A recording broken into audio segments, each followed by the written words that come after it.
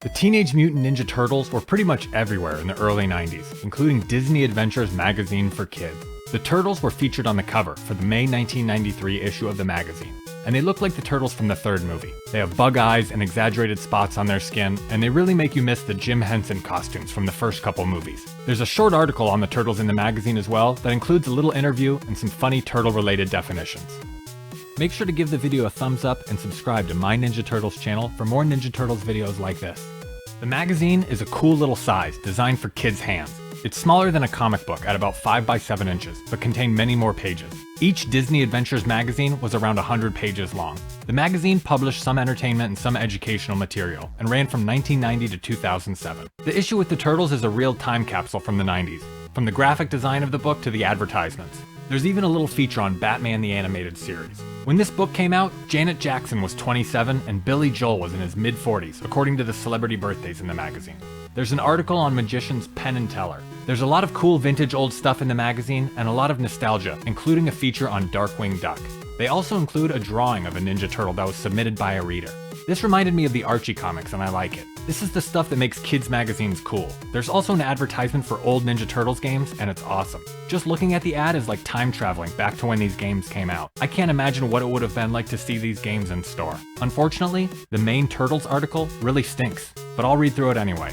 Turtles come out of their shells. They face robots, mutants, and space aliens. In their latest movie, Teenage Mutant Ninja Turtles 3, they travel back in time to 16th century Japan to save their pal, April O'Neil, from a mad prince. But what Donatello, Michelangelo, Raphael, and Leonardo really like to do is kick back in the New York City sewer they call home and chow down on pizza. These four guys have come a long way since radioactive ooze turned them into mutants. Along with their teacher, Splinter the Rat, and their human friends, Casey Jones and April, the boys went on to become the wackiest heroes ever. Now the reptilian superstars have their own comics, TV show, movies, toys, and they've even appeared on an electric toothbrush. We visited the Turtles and asked a few questions. They even let us call them by their nicknames: Mike, Don, Leo, and Raph. We know you love pizza, but are there any other foods you eat? Anything with chocolate. Even liver? Maybe not. What's the strangest pizza you ever ate? Hey, there's no pizza too strange for us. Even liver? Maybe not. What's it like living in the sewer? Kind of damp, but totally cool. Don, what's the coolest thing you ever invented? I'd have to say the Mutarack, or the Mutabike. No, it's definitely the Mutaski. Of course, I am partial to the Mutacarrier, but still. Who's the scariest villain you ever faced? The pizza delivery boy. Where do they find those guys? Leo, you're sort of the Turtles' leader. How do you keep the other guys in line? I just threatened to take away their buy one get one free pizza coupons. Raph, are you as moody as they say you are? That depends on my mood. Do you guys ever fight? Mike and Leo, yes. Raph and Don, no. Who's the strongest? I am. Does April still get mad at you for partying at her place? She doesn't get mad, that's just her special way of showing how much she likes us. What was it like to travel back in time? It was totally awesome, but Mike got motion sickness.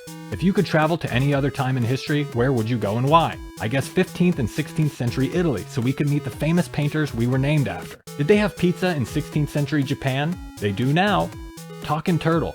Bodacious, most excellent. Cowabunga, most totally awesomely excellent. Dude, guy pal, dudette, girl pal, gack face. Person you would rather not have hanging around. Hose brain, majorly stupid person. Major pizza attack. Intense craving for flat circular baked dough covered with tomato sauce and cheese. Totally tubular, utterly awesome.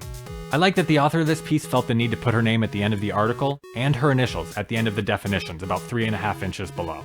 Heidi McDonald and HM. Honestly, you can write your name once and we'll just assume you wrote the whole thing. She really didn't want anyone else to take credit for these stupid definitions. I thought this was Shakespeare until I saw her name. Fluff articles like this really talk down to kids. It's almost disrespectful to children how simple and empty articles like this can be. There's pretty much no content or anything interesting or educational at all in this whole article. It's just all nonsense. Articles or news stories or books or any content like this is a major letdown, even for kids. I remember seeing stuff like this as a kid and just being bored. Even the title, Turtles Come Out of Their Shells. It's an unoriginal title and pun. The Coming Out of Their Shells tour was 3 years prior. It's just uninspired. This article is poorly written, even for a stupid kids magazine.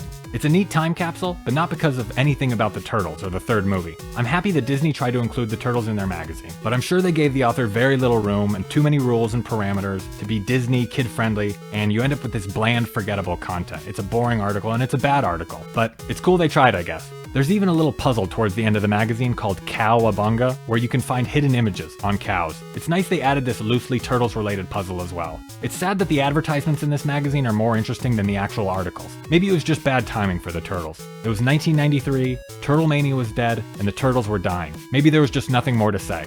Life, at best, is bittersweet. Thanks for watching. Feel free to leave a comment and share this video. Make sure to give the video a thumbs up and subscribe to the channel for more Ninja Turtles videos like this.